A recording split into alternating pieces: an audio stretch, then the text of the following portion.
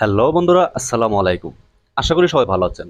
তো আপনারা স্ক্রিনে যে ছবিগুলো দেখতে পাচ্ছেন, এই ছবিগুলো বর্তমানে ফেসবুকে খুবই ভাইরাল। তো এই ছবিগুলা আপনারা কিভাবে এডিট করবেন মাত্র 2 মিনিটে। আমি এখন আপনাদেরকে দেখিয়ে দিব মাত্র 2 মিনিটে কিভাবে আপনারাও এরকম ছবি এডিট করবেন। এরকম ছবি এডিট করতে হলে প্রথমে আপনাদের চলে যেতে হবে ক্রোম ব্রাউজারে। ক্রোম ব্রাউজারে গিয়ে আপনারা এইখান থেকে সার্চ করবেন floral FL floral background. Floral background রেখে সার্চ করবেন। সার্চ করার পর দেখতে পাচ্ছেন যে এখানে অনেকগুলা এরকম ব্যাকগ্রাউন্ড ইমেজ চলে এসেছে। তো আপনারা এখান থেকে আপনাদের পছন্দ মতো ইমেজ এখান থেকে ডাউনলোড করে নেবেন। তো আমি এখন এখান থেকে আমার পছন্দ মতো একটি ইমেজ এখান থেকে ডাউনলোড করে নিচ্ছি। তো আমি এই ইমেজটা এখান থেকে ডাউনলোড করে নিচ্ছি। এই ইমেজটা এখান থেকে ডাউনলোড করে নিলাম। ডাউনলোড করার জন্য আপনারা অবশ্যই ছবিটির উপর চাপ দিয়ে ধরবেন। ধরার পর এই যে দেখতে পাচ্ছেন যে ডাউনলোড ইমেজ, ডাউনলোড ইমেজে ক্লিক করে দিবেন। ক্লিক করার পর ছবিটি এখান থেকে ডাউনলোড করে নেবেন।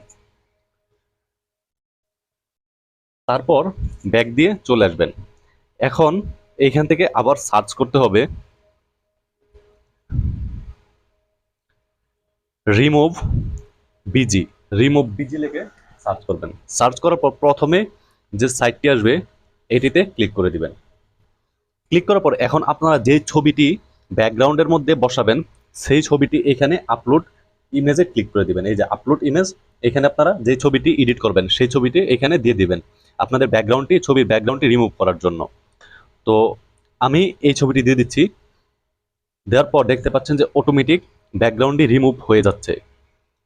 তো দেখতে পাচ্ছেন যে এখান থেকে ব্যাকগ্রাউন্ডটি রিমুভ হয়ে গেছে। তো এখন এই যে দেখতে পাচ্ছেন নিচে ডাউনলোড যে অপশন আছে, ডাউনলোডে ক্লিক করে দিবেন। ক্লিক করার পর আমাদের ছবিটি এখান থেকে ডাউনলোড হয়ে গেছে। এখন আমরা এখান থেকে বেরিয়ে আসব। বেরিয়ে এসে আমরা চলে যাব প্লে স্টোরে। প্লে স্টোরে গিয়ে সার্চ করব পিকচার্ট। পিকচার্ট লিখে সার্চ করার পর আপনারা এইখান থেকে পিকচার্ট অ্যাপসটি ইনস্টল করে নেবেন। আমার যেহেতু ইনস্টল করা আছে সেজন্য আমি এখান থেকে আর ইনস্টল করছি না। তারপর পিকচার্ট অ্যাপসটি ওপেন করবেন। পিকচার্ট অ্যাপসটি ওপেন করে এই যে দেখতে পাচ্ছেন নিচে যে প্লাস আইকনটি আছে এটির উপর ক্লিক করে দেবেন। ক্লিক করার পর এই যে অল ফটোসে ক্লিক করে দিবেন।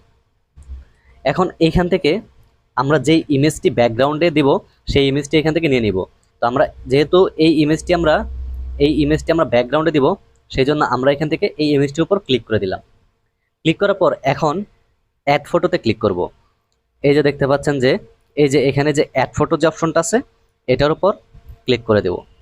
ক্লিক করার পর আমরা যে ছবিটার ব্যাকগ্রাউন্ড রিমুভ করেছিলাম সেই ছবিটা এখান থেকে নিয়ে নিব, সেই জন্য এই ছবিটার উপর ক্লিক করে দিব।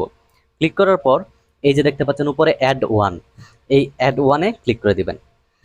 এখন এইখান থেকে এই যে দেখতে পাচ্ছেন যে এখানে একটা অ্যারো দেওয়া আছে, এটার উপর ধরে টান দিয়ে ছবিটা বড় করে আপনাদের যে জায়গায় মনে হয় ভালো হবে ছবিটা সেই জায়গায় সেট করে দিবেন। তো আমি এই যে এই কর্নারে সেট করে দিলাম। এখন আমরা যদি এইটাতে একটা বর্ডার দিয়ে দেই তাহলে ছবিটা আরো সুন্দর হবে।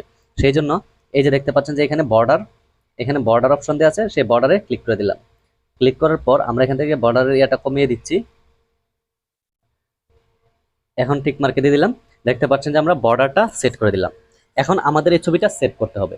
সেভ করার জন্য আমরা উপরে টিক মার্কে ক্লিক করে দিব। ক্লিক করার পর এই যে দেখতে পাচ্ছেন যে উপরে সেভ অপশন আছে, এই সেভ অপশনে ক্লিক করে দিব। ক্লিক করলে আমাদের ছবিটা সেভ হয়ে গিয়েছে। তো বন্ধুরা, এভাবেই আপনারা এরকম ছবি এডিট করে নিতে পারবেন। তো এরকম আরো তো এই ভিডিওটি যদি আপনাদের ভালো লেগে থাকে তাহলে অবশ্যই আমার এই ছোট্ট চ্যানেলটি সাবস্ক্রাইব করে পাশে থাকা বেল বাটনটি অন করে দিবেন। ধন্যবাদ সবাইকে।